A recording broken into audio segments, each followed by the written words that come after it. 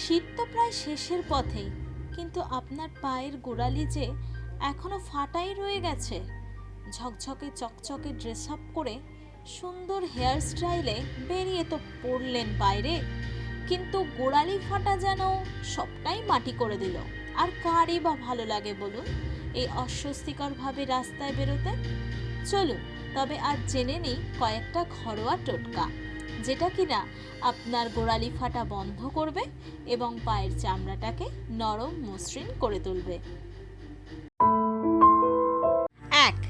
পা ফাটা থেকে মুক্তি পেতে স্নানের সময় আপনার গোড়ালিটিকে ভালো করে ধুধুল বা পুরুলের সাহায্যে সাবান দিয়ে ভালো করে ধুয়ে ফেলুন।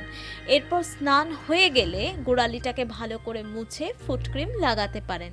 তবে আমি একটি ঘরোয়া টোটকা বলবো, যেটা আপনাদের কাছে অত্যন্ত উপকারী।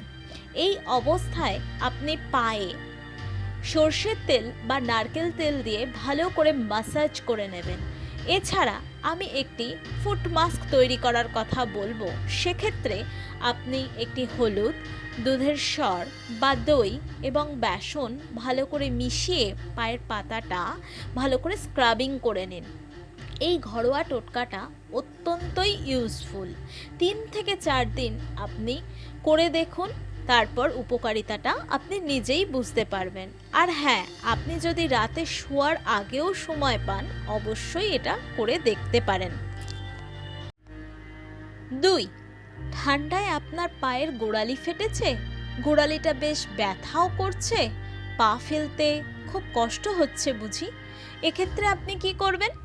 আপনি আপনার সময় মতো একটু উষ্ণ গরম জল করে নিন, আর তাতে দিয়ে দিন কয়েক ফোঁটা নারকেল তেল এবং কিছুটা লবণ। তারপর পা দুটোকে 7 থেকে 10 মিনিট ডুবিয়ে রাখুন। এতে আপনার গোড়ালি ব্যথার দারুণ উপশম হবে।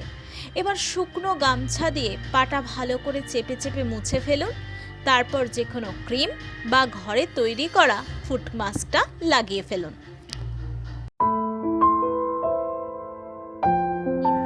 ঠান্ডায় আপনার পায়ের গোড়ালি ফেটেছে, সাথে বেশ ময়লাও জমেছে বুঝি?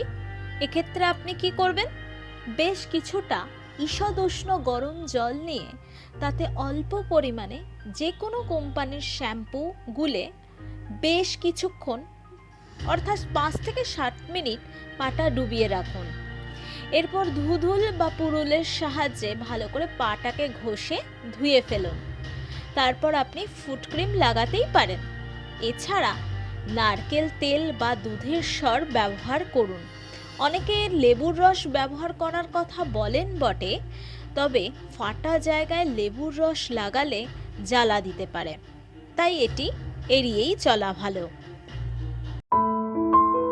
ভিডিওটি আপনার কাছে হেল্পফুল হলে অবশ্যই একটা লাইক করবেন আর শেয়ার করতে ভুলবেন না যেন। এই ধরনের আরও ভিডিও পেতে চ্যানেলটি সাবস্ক্রাইব করুন।